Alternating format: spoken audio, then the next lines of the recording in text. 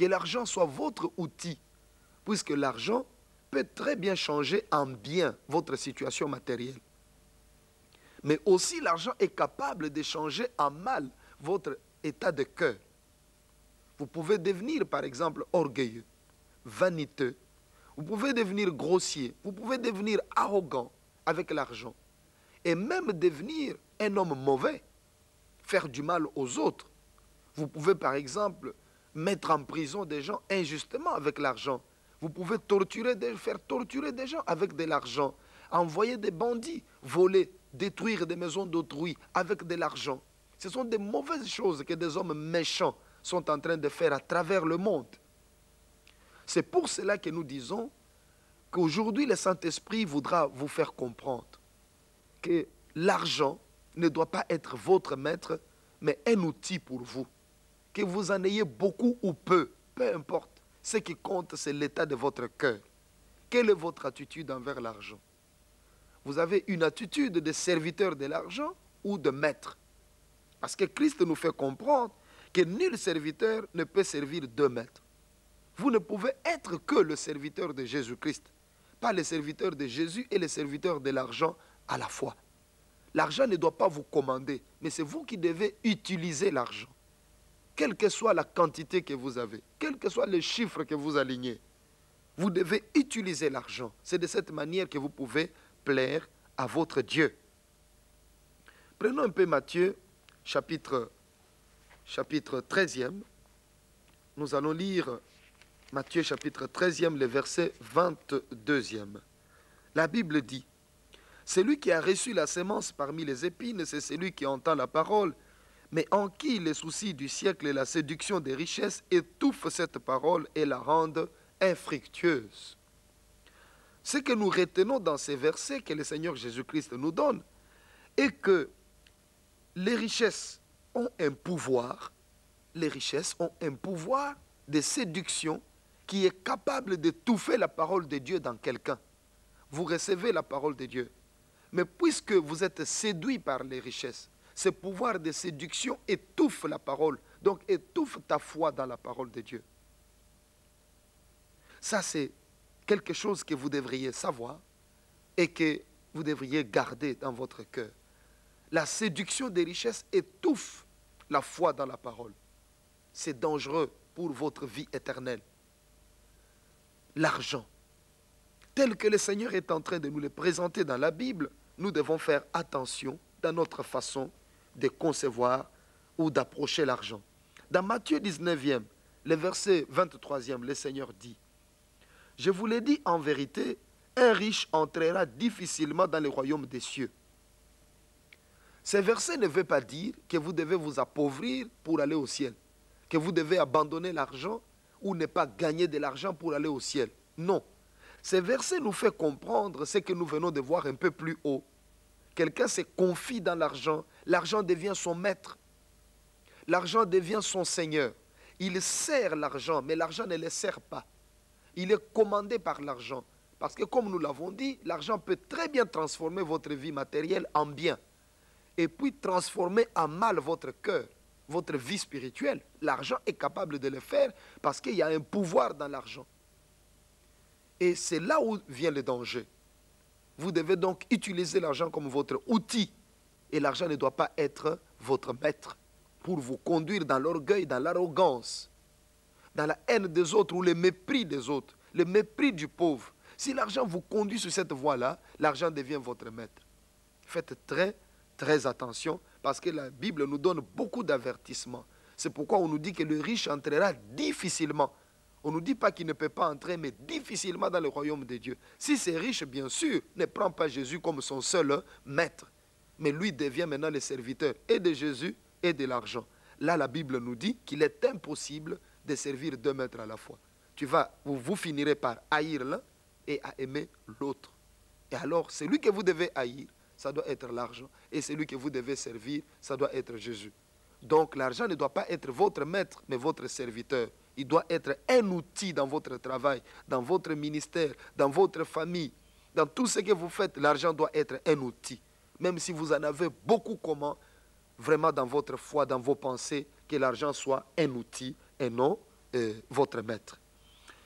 Nous lisons encore, toujours pour notre édification que le Seigneur nous donne aujourd'hui, nous allons lire encore dans Hébreux, chapitre 13e, du 5e au 6e verset. La Bible dit: ne vous livrez pas à l'amour de l'argent, contentez-vous de ce que vous avez.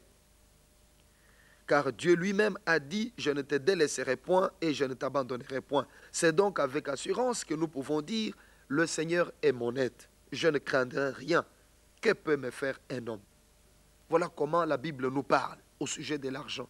Nous ne devons pas nous livrer à l'amour de l'argent. Nous ne devons pas nous livrer à l'amour de l'argent.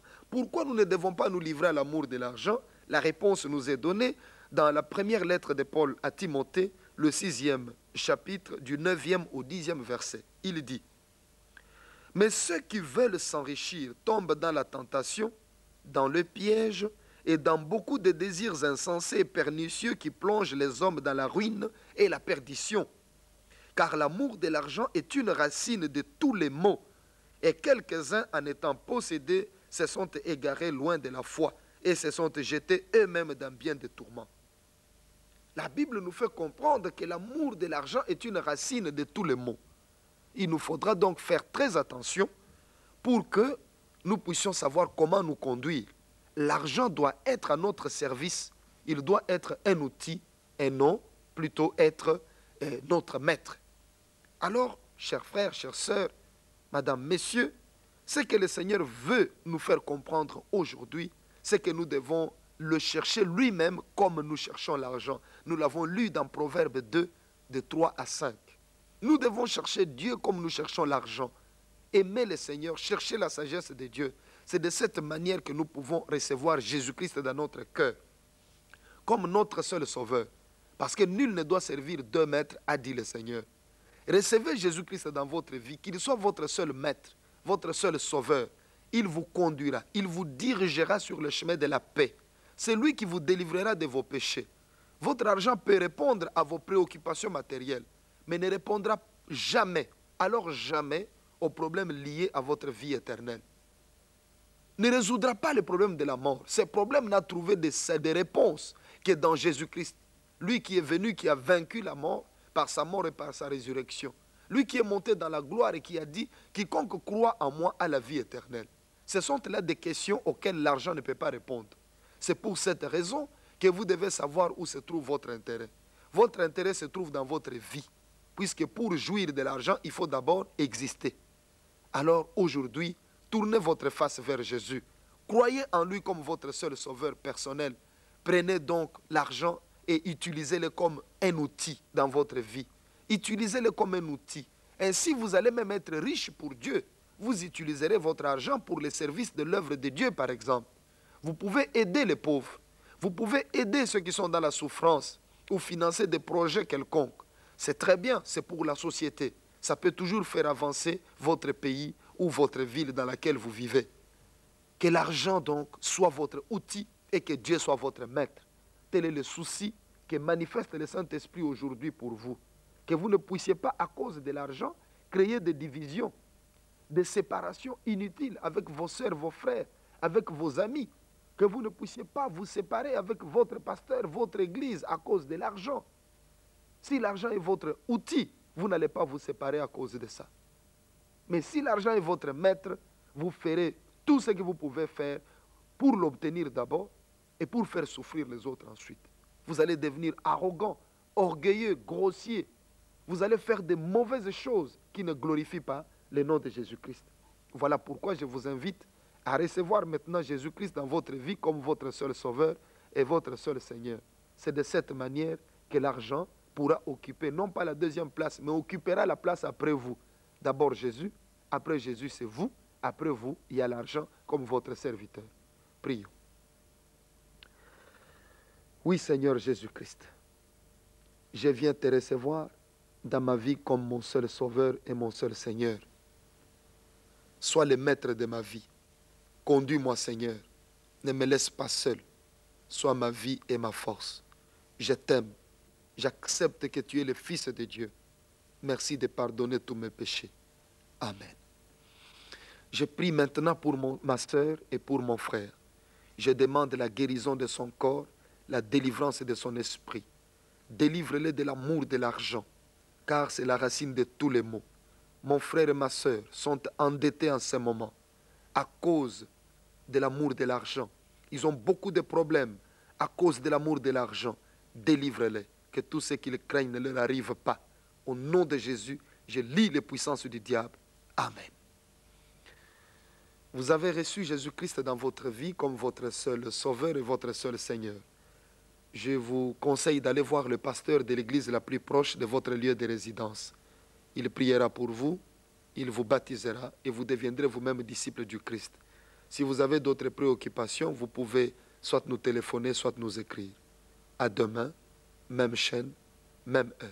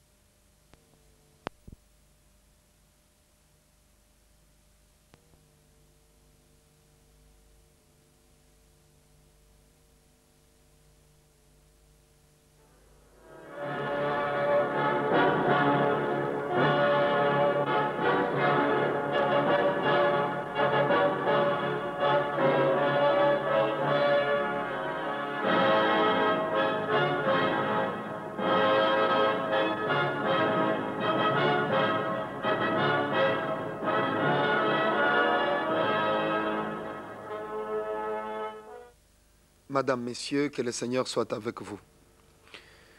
Nous allons lire dans Actes des Apôtres, chapitre 10e, le verset 38e. Le thème que nous avons est la lumière cachée. Acte 10e, 38e verset. Il est écrit: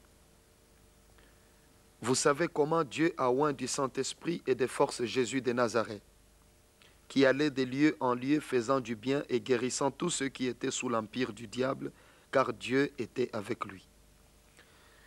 Nous lisons encore dans Luc, chapitre 4e, du 40e au 41e verset. Il est écrit: Après le coucher du soleil, tous ceux qui avaient des malades atteints de diverses maladies les lui amenèrent. Il imposa les mains à chacun d'eux et il les guérit. Des démons aussi sortirent de beaucoup de personnes en criant et en disant: Tu es le Fils de Dieu. Mais il les menaçait et ne leur permettait pas de parler parce qu'ils savaient qu'il était le Christ. Dans ces deux références que nous venons de lire, dans Acte 10e, le verset 38e, et dans Luc 4e, les versets 40e à 41e, la Bible est en train de nous montrer combien Jésus était bon. Il guérissait les malades, puisque la Bible nous dit qu'il était oint de force et de Saint-Esprit. Il allait de lieu en lieu, guérissant des malades et faisant du bien à tous ceux qui étaient sous le pouvoir de Satan. Jésus faisait ces choses par amour. Et il les fait encore aujourd'hui parce que la Bible dit que Jésus-Christ est le même hier, aujourd'hui et éternellement. Il n'a pas changé. Jésus guérit les malades. Jésus délivre des personnes liées par des puissances sataniques. Puisque la Bible nous l'a dit que des démons aussi sortirent de beaucoup de personnes en criant et en disant: Tu es le Fils de Dieu. Les démons savaient cela. Ils reconnaissaient que Jésus était le Fils de Dieu et ils obéissaient à l'ordre qu'il leur donnait. Quand Jésus ordonnait aux démons de quitter le corps des hommes, les démons obéissaient. Et jusqu'aujourd'hui, les démons obéissent au nom de Jésus. Quand aujourd'hui, un homme de Dieu, un enfant de Dieu s'élève et chasse les démons doivent obéir. Il doit partir parce qu'il n'en existe aucun qui n'ait été vaincu par la mort de Jésus-Christ et par sa résurrection d'entre les morts. Aujourd'hui, le Seigneur Jésus-Christ voudrait que vous puissiez comprendre qu'il est tout-puissant, qu'il est le Dieu qui guérit et qui délivre. Il est le Dieu qui sauve et qui accomplit de puissants miracles. Il le fait encore aujourd'hui, il n'a pas changé. Des témoignages viennent de partout. dans toutes les églises vivantes du monde entier. Jésus-Christ opère des miracles. Il fait des prodiges et des miracles. Il les fait avec des hommes de Dieu dans des villages, dans des villes, dans des grandes agglomérations. Le Seigneur accomplit ces choses parce qu'il est le même, il n'a pas changé. Il se manifeste, il donne la vie à quiconque le cherche. N'est-ce pas, il a dit que si vous frappez, il va ouvrir. Toute personne qui frappe a droit à une réponse. Et le Seigneur répond à ceux qui cherchent sa face.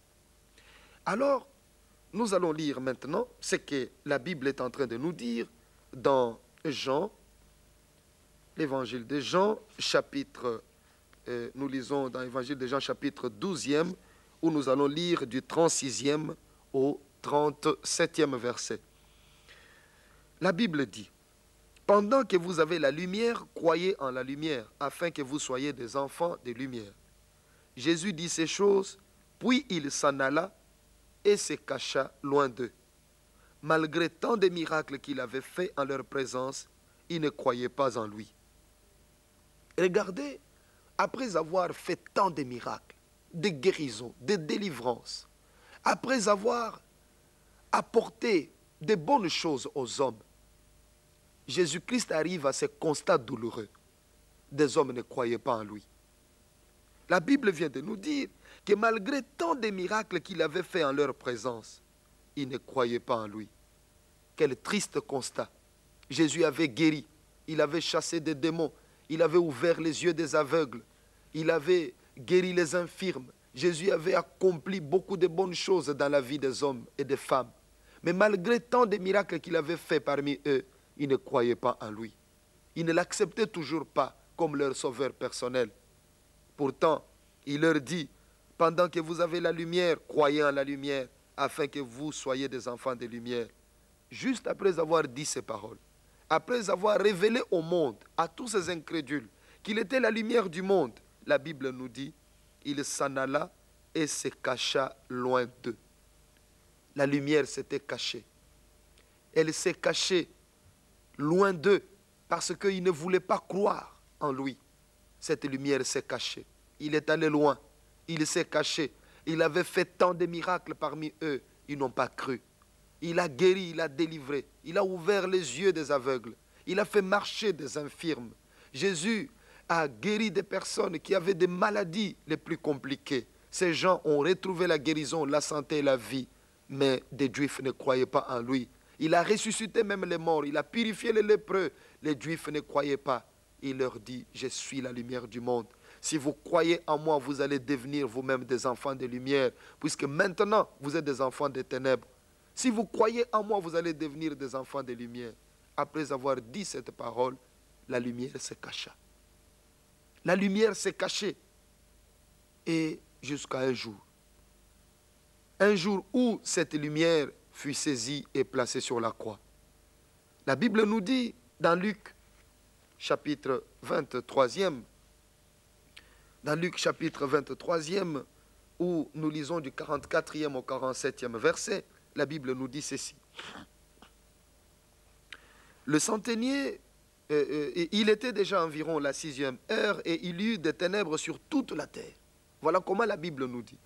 Il y eut des ténèbres sur toute la terre jusqu'à la 9e heure, pendant 3 heures de temps, de midi à 15 heures. Le soleil s'obscurcit et le voile du temple se déchira par le milieu. Jésus s'écria d'une voix forte, « Père, je remets mon esprit entre tes mains. » Et en disant ces paroles, il expira. Le centenier, voyant ce qui était arrivé, glorifia Dieu et dit, « Certainement, cet homme était juste. » Nous avons vu comment Jésus a dit, « Je suis la lumière du monde » et comment, après ces paroles, il s'est caché. Il s'est éloigné et il s'est caché. Parce qu'il avait fait beaucoup de miracles et eux ne croyaient pas en lui. Ils ne l'acceptaient pas comme le sauveur du monde. Ils ont refusé d'accepter. Alors le jour où Jésus fut crucifié, les ténèbres sont tombées sur la terre. Les ténèbres sont tombées sur toute la terre. Il y avait des ténèbres. Il n'y avait pas de lumière. Mais là, dans les ténèbres, il y a eu un homme qui a vu et qui a rendu témoignage. C'était le centenier, le chef des soldats qui avait crucifié Jésus-Christ. le chef de ces soldats romains là, qui était là et qui venait de crucifier Jésus, il a vu quelque chose de différent.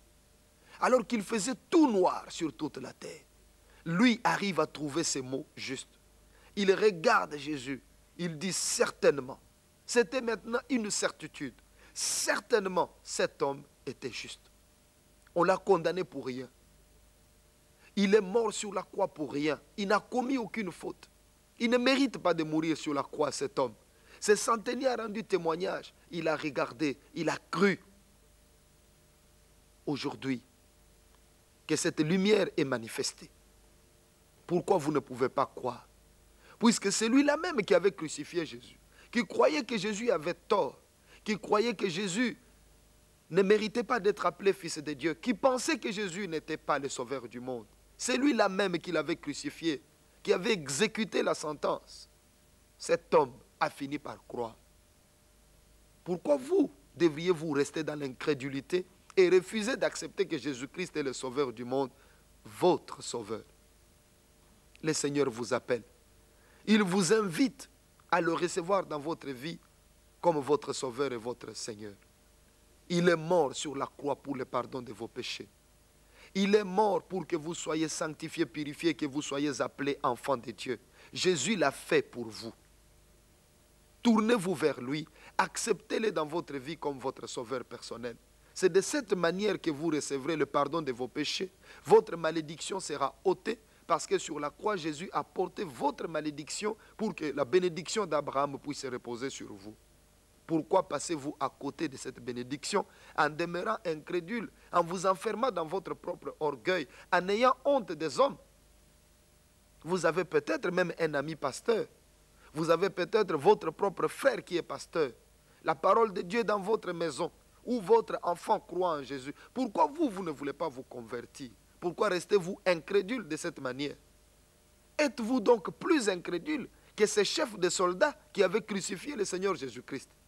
Je ne le pense pas. Vous êtes trop intelligent pour demeurer incrédule, pour ne pas comprendre que votre vie, le sort de votre vie repose entre les mains de Jésus-Christ. Vous n'avez pas où aller. Vous n'avez pas où aller. C'est Jésus-Christ qui est votre sauveur. Venez à lui, il va changer votre vie.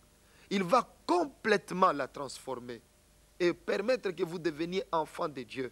Spirituellement, vous allez devenir un homme nouveau, une femme nouvelle. Il va vous donner un cœur nouveau et un esprit nouveau. Vous allez complètement être transformé, être changé, parce qu'il est la lumière du monde. La lumière qui sait vous transformer et vous donner la vie, vous permettre d'être appelé enfant de Dieu. Jésus-Christ vous aime. Il vous aime beaucoup, voilà pourquoi il est mort sur la croix pour vous. Jésus-Christ vous aime. Voilà pourquoi il vous donne cette parole, pour que vous soyez appelés enfants de Dieu et que vous puissiez hériter du royaume de Dieu. Dans votre ville, il s'est fait des miracles, des prodiges. Vous entendez des témoignages à la radio, à la télévision. Vous lisez dans des journaux. Vous rencontrez des prédicateurs et vous avez pris la mauvaise habitude d'insulter des pasteurs, d'insulter des églises, d'insulter ceux qui prient, de les critiquer, de les calomnier. Mais vous ne pensez pas à votre propre vie. Vous avez toujours l'impression que vous êtes meilleur que les autres. Mais aujourd'hui, le Seigneur vous invite à vous humilier, à l'accepter comme votre seul sauveur et votre seul Seigneur. Humiliez-vous devant le Seigneur et il va vous élever, il va changer votre vie, car c'est lui la lumière du monde. Vous n'êtes pas plus incrédule que ces centeniers.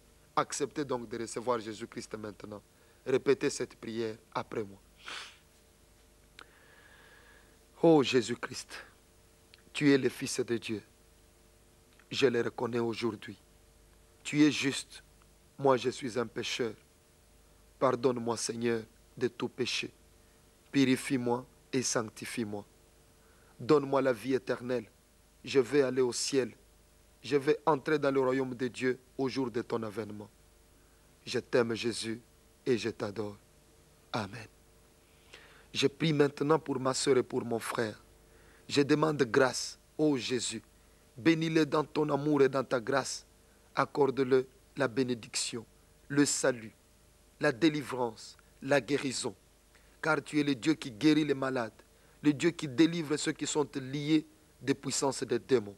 Je t'invoque, mon Dieu, accepte de guérir et de délivrer mon frère. change sa vie, transforme sa vie au nom de Jésus-Christ. Amen. Vous avez reçu Jésus-Christ dans votre vie comme votre sauveur personnel. Allez voir le pasteur de l'église la plus proche, il priera pour vous et il va vous baptiser. Vous deviendrez vous-même disciples du Christ. Si vous avez d'autres préoccupations, vous pouvez soit nous écrire, soit nous téléphoner. À demain, même chaîne, même heure.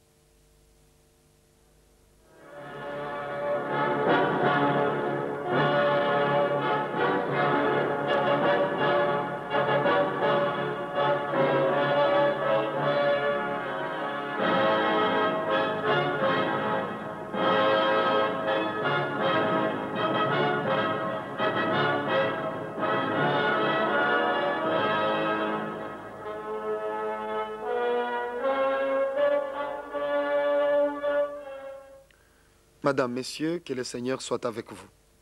Nous avons pour thème aujourd'hui les hommes de Ninive.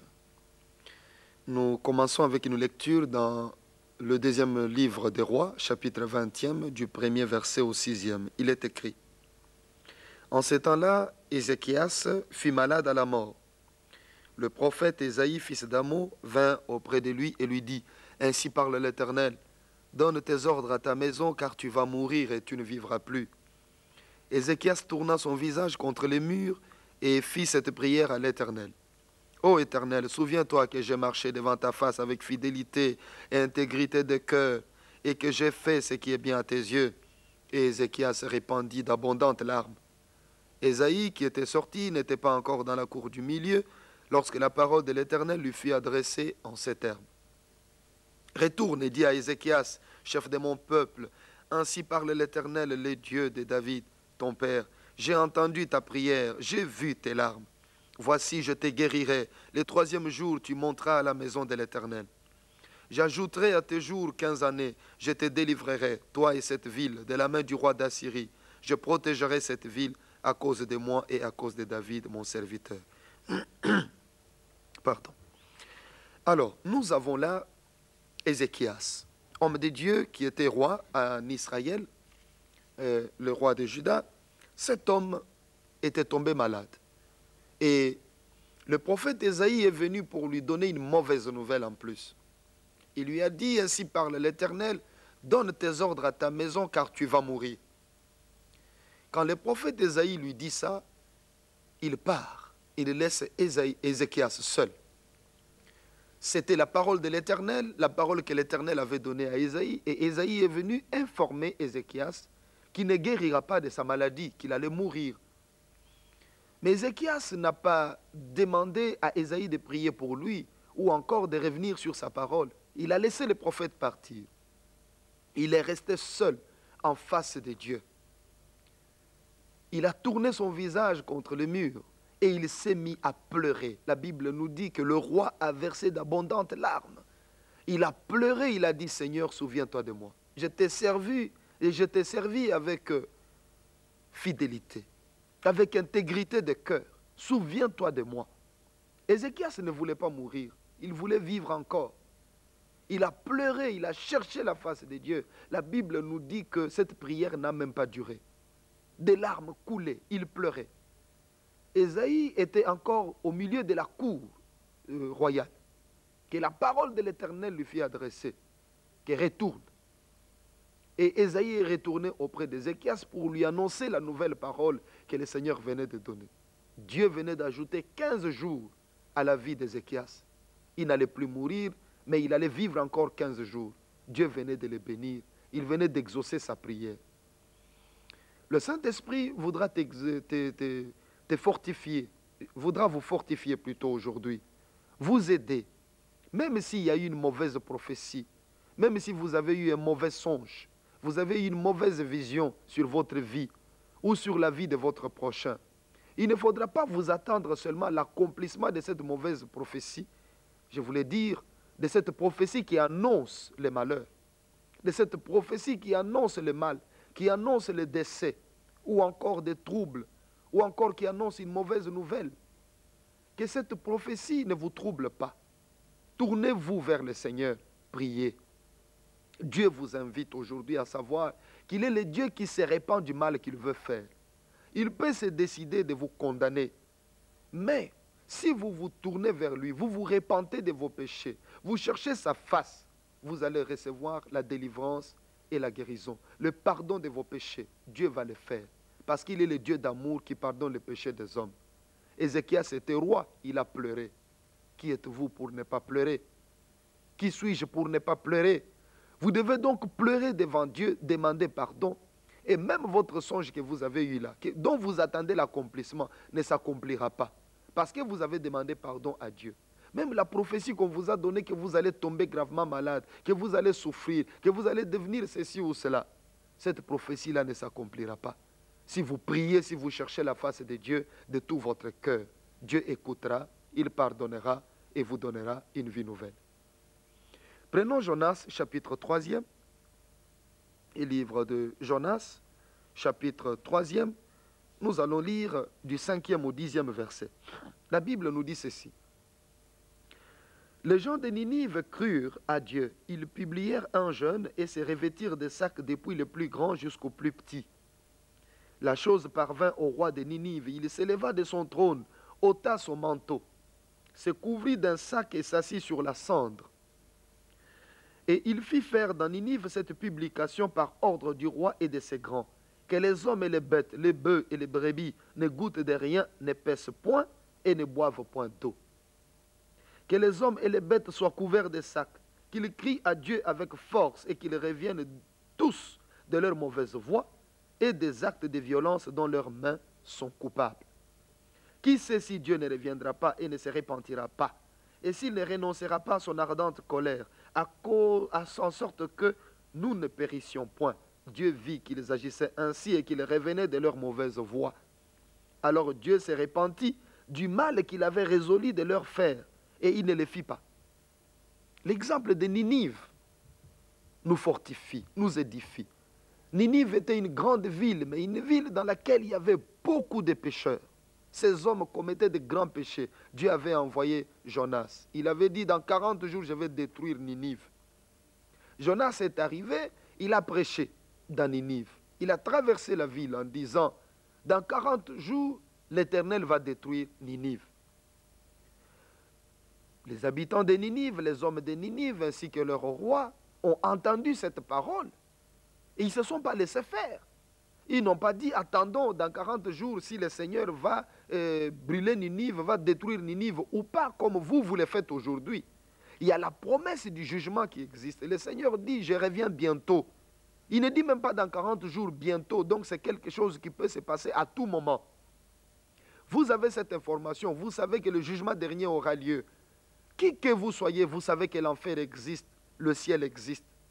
Mais vous ne prenez aucune précaution. Vous ne préparez pas votre avenir. Vous préparez l'avenir de vos enfants, vous dites, je vais leur laisser la maison, je vais leur laisser de l'argent. Mais votre propre avenir, vous ne le préparez pas. Ces hommes ont appris que dans 40 jours, le Seigneur va détruire. Non, tous sont descendus dans la poussière.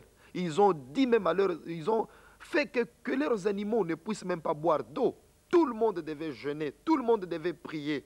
Ils sont restés là dans le jeûne, dans la prière pendant 3 jours, cherchant la face de Dieu.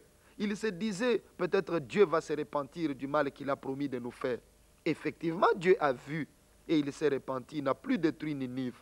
Il a laissé ces hommes, il a eu pitié d'eux parce qu'ils s'étaient repentis. Mais vous, pourquoi vous ne pouvez pas faire comme eux? Pourquoi vous ne pouvez pas vous repentir? Vous vous résignez à votre triste sort. Puisque si vous n'avez pas encore reçu Jésus-Christ dans votre vie comme votre sauveur personnel, Vous n'irez pas au ciel. Si Jésus revient aujourd'hui, vous irez dans le feu. Vous serez brûlés dans le feu. Vous allez souffrir éternellement. À quoi cela sert pour vous d'être joyeux pendant quelques années sur cette terre et de souffrir éternellement dans le feu? Non, vous ne méritez pas ça. Vous méritez la vie éternelle. Tournez-vous vers Jésus. Croyez en Christ comme votre sauveur personnel. Repentez-vous de vos péchés. Repentez-vous. Repentez-vous, convertissez-vous, car le royaume des cieux est proche. Le Seigneur revient bientôt. Je vous exhorte et je vous presse de le faire, d'accepter Jésus comme votre seul sauveur et votre seul Seigneur. Les hommes de Ninive ont changé. Ils ont changé de conduite, pourtant c'était de grands pécheurs, plus que vous. Mais ces hommes ont changé. Ils ont changé de conduite. Et le Seigneur a eu pitié d'eux. Aujourd'hui, si vous vous repentez de vos péchés, le Seigneur va vous pardonner. Regardez ce que le Seigneur dit dans Luc chapitre 11e, le verset 32e. Le Seigneur dit ceci. Luc 11e, le verset 32e. Les hommes de Ninive se lèveront au jour du jugement avec cette génération et la condamneront parce qu'ils se repentirent à la prédication de Jonas. Et voici, il y a ici plus que Jonas. Voilà la parole que le Seigneur Jésus-Christ avait lâchée. Il n'avait pas oublié les hommes de Ninive. Jésus-Christ s'est souvenu des hommes de Ninive. Il s'est souvenu d'eux.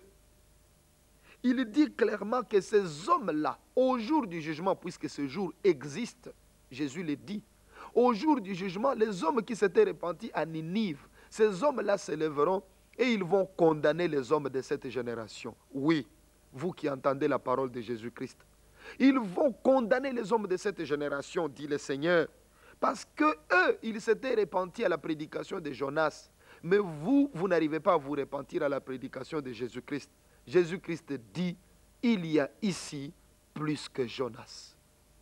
Jésus-Christ est plus que Jonas. Et il avait dit un jour que plusieurs prophètes et plusieurs rois ont cherché à voir ce que vous voyez, ils ne l'ont pas vu. Ils ont cherché à entendre ce que vous entendez, ils ne l'ont pas entendu. La parole vous est adressée aujourd'hui pour votre conversion. Ces hommes sont allés dans la poussière pour la repentance. Ce n'était pas pour demander une moto, ce n'était pas pour demander une maison, ce n'était pas pour demander un travail. Ils ont jeûné pendant 3 jours avec des animaux.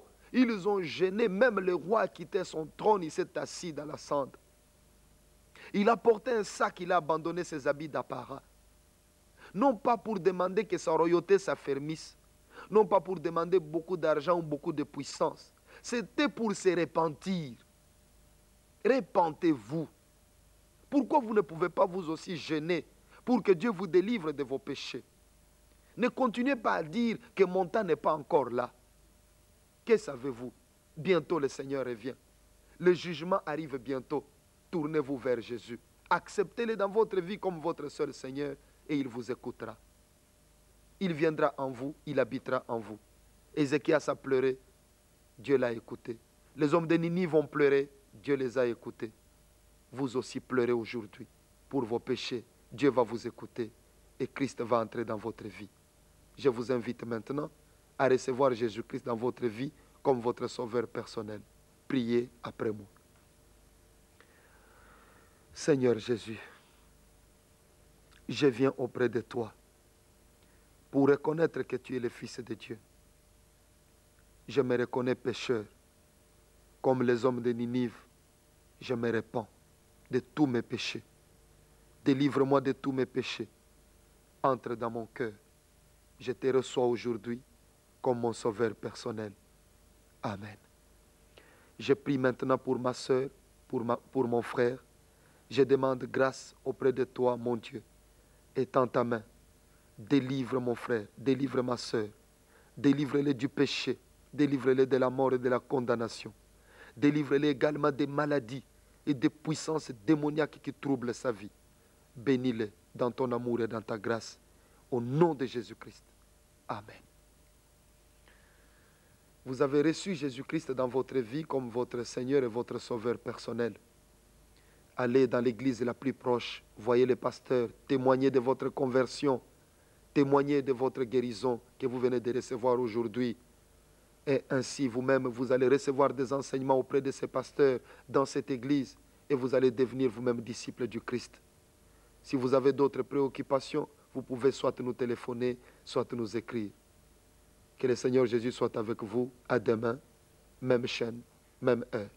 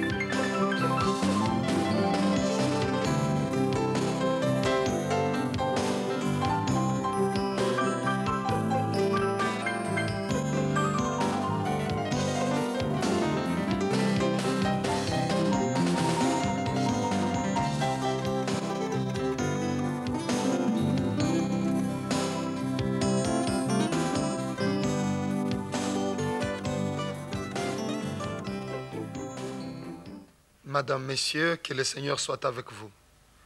Nous avons pour thème aujourd'hui, quelle alliance? Nous commençons avec une lecture dans Juges chapitre 13e, le verset 5e, où il est écrit: Car tu vas devenir enceinte et tu enfanteras un fils. Le rasoir ne passera point sur sa tête, parce que cet enfant sera consacré à Dieu dès les ventres de sa mère, et ce sera lui qui commencera à délivrer Israël de la main des Philistins. Toujours là, dans Juges, chapitre 16e, du 17e au 22e verset, il est écrit: Il lui ouvrit tout son cœur et lui dit: Le rasoir n'a point passé sur ma tête parce que je suis consacré à Dieu dès les ventres de ma mère. Si j'étais rasé, ma force me quitterait, ma force m'abandonnerait. Je deviendrais faible et je serais comme tout autre homme. Delilah, voyant qu'il lui avait ouvert tout son cœur, envoya appeler les princes des Philistins et leur fit dire: Montez cette fois, car il m'a ouvert tout son cœur. Et les princes des Philistins montèrent vers elle et apportèrent l'argent dans leurs mains. Elle l'endormit sur ses genoux, et ayant appelé un homme, elle rasa les 7 tresses de la tête de Samson et commença ainsi à le dompter. Il perdit sa force. Elle dit alors: Les Philistins sont sur toi, Samson. Et il se réveilla de son sommeil et dit: Je m'en tirerai comme les autres fois et je me dégagerai. Il ne savait pas que l'Éternel s'était retiré de lui. Les Philistins le saisirent et lui crevèrent les yeux. Ils le firent descendre à Gaza et le lièrent avec des chaînes d'airain. Ils le tournaient la meule dans la prison. Le texte que nous venons de lire dans Juges est en train de nous parler de Samson, un homme de Dieu très puissant que nous connaissons dans la parole de Dieu, dans la Bible. Cet homme appartenait à une alliance, ce qu'il est convenu d'appeler aujourd'hui l'ancienne alliance. Parce que cette alliance-là avait été faite avec Moïse au mont Sinaï et avec le peuple d'Israël. Le sang du bétail avait coulé et il avait été aspergé sur les livres et sur le peuple. Dieu avait fait une alliance avec son peuple, une alliance à travers laquelle il reconnaissait ceux qui lui appartenaient. Et tous ceux qui appartenaient à Dieu obéissaient aux préceptes, aux ordonnances de Dieu selon cette alliance, selon ce que Dieu avait donné à Moïse au mont Sinaï. Samson faisait donc partie de cette alliance-là. Et il est arrivé que là, en Israël, le peuple avait besoin d'un guide à chaque période. Il y avait à cette époque donc Samson qui était comme juge en Israël. Cet homme, avant sa naissance, Dieu avait parlé à sa mère ainsi qu'à son père. Il était donc connu qu'à sa naissance, cet enfant devait grandir sans que sa tête ne soit rasée. Il allait avoir suffisamment de cheveux sur la tête, mais les rasoirs ne devaient jamais passer sur sa tête. Ça, c'était l'ordre que l'Éternel avait donné à ses parents, et cet ordre avait été transmis à Samson. Il connaissait donc que c'était là sa consécration. Il ne s'agissait pas d'une nouvelle alliance, mais d'une consécration de la part de l'Éternel. Et cette consécration reposait sur ces signes-là. On ne devait pas raser la tête de Samson, puisque si on rasait sa tête, il devait perdre la force. Autrement dit, la force qu'il avait n'était pas une force ordinaire, c'était une force spirituelle qui venait de Dieu. Alors Samson a fait de grands exploits avec Dieu, et personne ne savait comment le maîtriser. Il faisait de grandes choses. Il détruisait des armées, il arrivait à triompher des armées entières. Samson était totalement invincible. Un jour, il avait même déchiré un lion, comme on déchire un chevreau. Et Samson était reconnu ainsi par les adversaires d'Israël comme étant un homme rempli de force. C'est ainsi que les Philistins ont commencé à chercher comment dompter cet homme, comment lui arracher cette force. Et ils ont cherché à connaître le secret de sa force. Parce que tous se rendaient compte que Samson n'avait pas une puissance naturelle, mais sa puissance était surnaturelle. Une femme du nom de Delilah, qui appartenait au peuple philistin, était une concubine à Samson. C'est celle-là qui fut payée pour qu'elle puisse faire le sale boulot. C'est de cette manière que cette femme a commencé à dompter Samson, et Samson lui a ouvert son cœur en lui disant que ma tête n'a jamais été rasée. Et le jour où on me raserait, je serai comme n'importe qui. Cette femme a fait venir des Philistins qui sont venus pendant que Samson dormait, et Samson fut rasé. C'est de cette manière que cet homme fut maîtrisé, car la Bible vient de nous dire que le Seigneur s'était retiré de Samson après que sa tête fut rasée. Aujourd'hui, le Seigneur vous parle. Vous, l'enfant de Dieu, vous qui avez cru en Jésus, qui l'avez craint, et aujourd'hui, vous êtes tombé très bas. Vous êtes adonné au péché et vous avez perdu votre foi et votre espérance. Parce que vous avez péché devant la face de Dieu, vous savez vous-même que vous ne marchez plus selon la crainte de l'Éternel. Le Saint-Esprit est attristé au fond de vous. Et vous vous demandez si vous allez encore vous réconcilier avec Dieu à cause de ce que vous avez fait. Votre cœur est triste. Le Saint-Esprit s'est attristé à cause de votre inconduite. Le Saint-Esprit vient vous parler aujourd'hui pour vous ramener auprès du Seigneur. Oui, c'est possible que vous puissiez aujourd'hui vous réconcilier avec notre Seigneur, avec votre Dieu, avec votre Sauveur. Celui-là à qui vous aviez donné votre vie, mais que vous avez trahi. C'est que le Seigneur voudra vous faire comprendre aujourd'hui et que vous confondez votre alliance avec le Seigneur, avec votre conversion, avec votre sainteté. Parce que la sainteté, vous devez le retenir, est la conséquence de votre salut. Vous étiez saint parce que vous étiez sauvé. Donc quelqu'un qui est sauvé se met à craindre Dieu. C'est une conséquence, mais ce n'est pas votre sainteté qui vous sauve. C'est pour cette raison que le Saint-Esprit voudra que vous puissiez comprendre que vous avez une alliance avec le Seigneur Jésus-Christ. Ne restez pas dans cet état de péché, désespéré, complètement abattu, en vous disant que je ne peux plus me réconcilier avec le Seigneur, je suis vaincu par le péché. Il y a une alliance qui existe. Revenez donc dans cette alliance. Une alliance que Dieu ne compte pas renier parce que c'est une alliance éternelle. Nous allons lire pour ce dans Matthieu chapitre 26e. Matthieu chapitre 26e, nous lisons du 27e au 28e verset. La Bible dit ceci. Il prit ensuite une coupe et après avoir rendu grâce, il la leur donna en disant, buvez-en tous, car ceci est mon sang, le sang de l'alliance qui est répandu pour plusieurs pour la rémission des péchés. Nous voyons là que l'alliance que nous avons aujourd'hui n'est pas une alliance faite avec le sang des animaux comme ce fut le cas pour Moïse ou pour Samson. Mais nous avons une alliance faite avec le sang de Jésus, le sang éternel. Une alliance éternelle que Dieu a faite avec nous. Vous pouvez donc être sûr que Dieu vous aime. Voilà pourquoi il avait donné Jésus-Christ mourir sur la croix pour le pardon de vos péchés. Et quand Jésus est mort sur la croix pour le pardon de vos péchés, il est mort pour que vous soyez sauvés. Aujourd'hui, vous êtes sauvés. Certes, vous avez réussi à attrister le Saint-Esprit. Ce n'est pas une bonne chose et ce n'est pas encourageant. Notre prière est que ces choses ne reviennent plus dans votre vie. Mais aujourd'hui, le Saint-Esprit voudra vous réconcilier avec Jésus-Christ, vous réconcilier avec Dieu. C'est très important pour vous. Connaissez, reconnaissez que le sang de Jésus-Christ est le sang de la nouvelle alliance. C'est le sang qui a coulé pour vous. Et que vous avez une alliance avec Dieu à cause de ce sang. Revenez donc auprès de lui pour confesser vos péchés. Il vous pardonnera, il vous lavera et vous purifiera. Regardez Samson. Il avait perdu la force, mais il n'avait pas perdu son contact avec le Seigneur.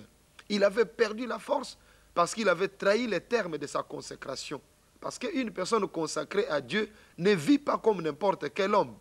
Il vit avec certains interdits, si nous pouvons nous permettre de le dire ainsi. C'est-à-dire, c'est une personne renouvelée, régénérée. Une personne qui craint Dieu, qui marche dans le respect de la parole du Seigneur. Parce que ce sont là ce que la Bible appelle les fruits de l'Esprit.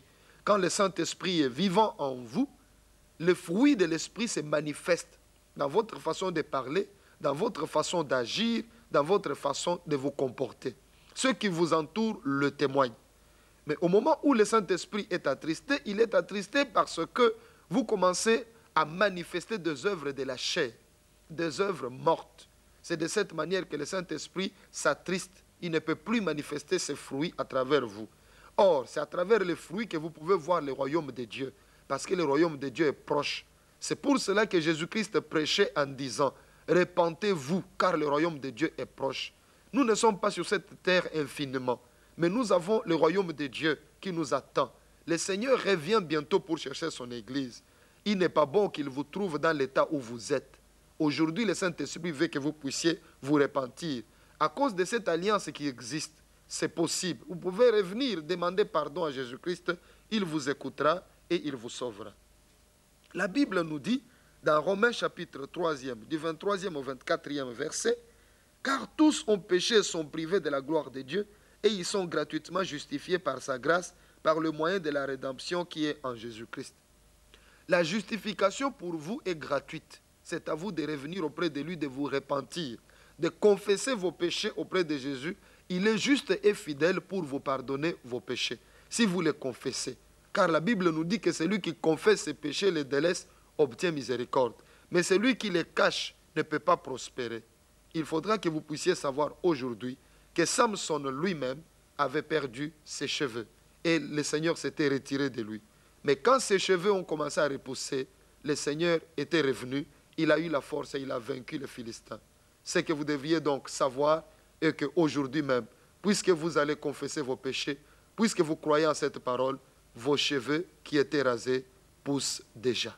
Vos cheveux repoussent déjà. Faites passer votre main sur votre tête et vous verrez que vos cheveux repoussent déjà. Le Seigneur est revenu. Vous pouvez prier avec moi. Oui, Seigneur Jésus-Christ, merci pour ta grâce. Merci pour ta bonté, merci pour ta miséricorde.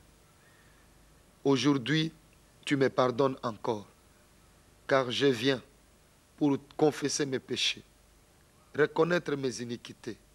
Ô Seigneur, merci pour ta bonté. Merci pour ton sang de l'alliance qui me lave et me purifie aujourd'hui. Je suis ton enfant, je suis purifié et réconcilié avec Dieu dans le nom de Jésus-Christ. Amen. Aujourd'hui, le Seigneur a bien voulu vous réconcilier avec Dieu. Si vous avez déjà abandonné l'Église, retournez dans votre Église, retournez auprès de vos frères et de vos sœurs en Christ et réconciliez-vous avec eux également, parce que vos cheveux repoussent déjà. Que le Seigneur vous bénisse.